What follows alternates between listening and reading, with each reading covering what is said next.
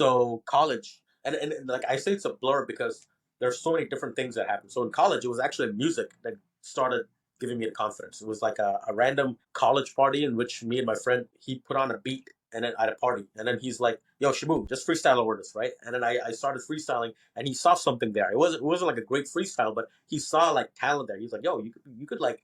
If you work on your craft, you can actually be an MC too, and so that gave me the confidence to pursue the hip hop leg of my artistry. And then I started to realize, I can make a lane for myself. You don't hear about any big. Well, at the time, you didn't hear about any big brown artists in mainstream U.S. Now you got more and more acts coming up, right? You got Hanuman, and you got the Toronto scene, the UK scene. But like at that time, it was like there was like nobody. So I'm like, maybe I could start to create a new lane for that, or be part of a new lane that could emerge. So that's when I started taking that's when the music thing kind of like unlocked that door for me, right? It was the key. And then it gave me the confidence to be a full fledged artist because I realized if I can do that, then why not tap into my initial love of cinema, right?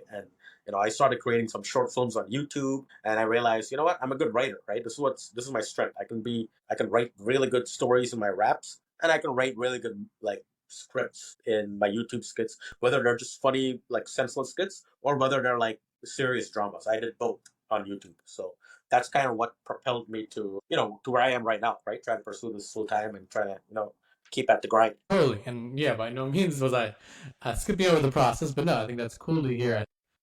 With that, I was gonna ask, I think typically, like a lot of folks, when it comes to the music, they say it's usually most of it comes from their thoughts or like their journey. Like, usually like a lot of folks like Eminem and just even other artists, they'll like take stories that are happening in the real life or have happened and that comes out in the music. So I'm curious from your perspective, is there a balance where it's like you usually are really reflective when you're creating music, or is it sometimes it's just these wild dreams and just wild, just abstract thoughts that you've been sitting on for a while you want to just bring to life there? Well, I think those abstract thoughts and things that have been lingering in my head are a direct product of the things that happened introspectively to me, right? So I think it's actually a fusion of both those things you mentioned because I'm a very introspective artist, right?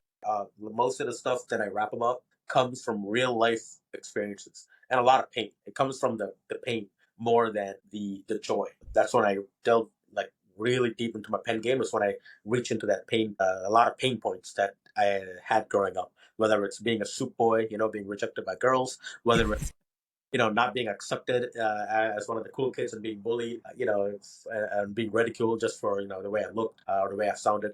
All those things, right? Those led to me having a lot of thoughts, especially when I was younger. Just being by myself a lot, having those thoughts kind of linger in my head, and so the rap game, the whole movie making aspirations, they've been like a phenomenal outlet for me to finally like unleash a lot of those thoughts into something else. So it's a little healthier than just keeping it all in here. Absolutely. And so, no, I love the process. I love just the mindset when it comes to creating music. And I guess, leading up to that official debut, right, whether it's mixtape or album that you've dropped, your first one, what was the emotions like when you first, like, published it? Where it was like, it was available for the world to consume? Like, what were the emotions you were going through at that point? The emotions I was going through, well, one, it was like a huge relief because it felt like a lot of things that I wanted to share with the world that I don't necessarily share with because I'm fairly a private person with my personal life.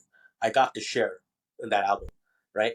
And I got to share in that debut album through like little instances, little pockets, and little layers of emotion that have been lingering with me for forever. So I had a huge burden lifted off my shoulders in terms of my emotional and mental health. I was able to just have a cathartic feeling, just releasing that into the songs because there's so much pain. Like that first album, bro, that was like the epitome of like the soup boy journey, right? We going, getting rejected and like getting heartbroken and then getting like neglected. Everything was encapsulated in that album. And then there's also like joyous moments and like moments of like just that puppy love, right? When you're excited for love and when you're having some moments of complete bliss. There was moments of that too. So it was like a complete roller coaster of love. And I wanted to focus specifically on that. And so it was a huge relief. And it was just the first album, right? I knew that there's a lot more coming, a lot more work that's going to be more refined and a lot more distinguished as an artist and more polished.